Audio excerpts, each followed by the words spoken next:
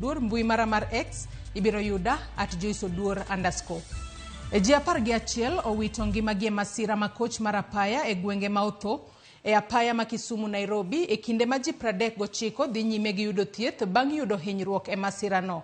Kaluwore gi lipod obila, ji 11 mane owito ngimagi kanyo oting'o mine 2, chwo 8 kod rawera 1, ka moko 39 mane oyudo hinyruok to dhi nyime gi yudo thieth e kar thieth ma Ahero sub-county kod kar thieth maduong' e kaunti ma Kisumu mar Ramogi.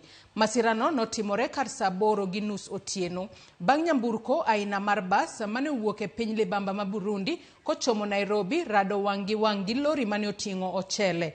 Jatend weche thieth ma apoya e kar thieth ma Ramogi oyango ni ji 17 osechwalo kowuok e kar thieth ma Ahero sub-county kendo lero ni kwan makamano pod ibiro medore.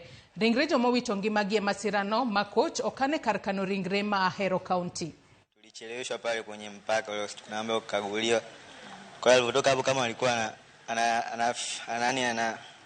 analipia ule muda uliopotea pale mpakani.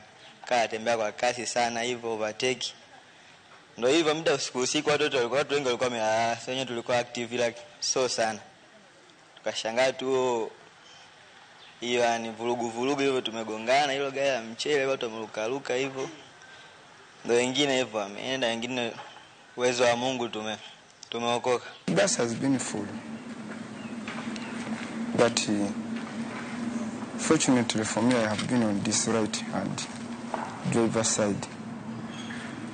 And it has been okay somehow, but the other side, left hand, finished, but he was moving fast.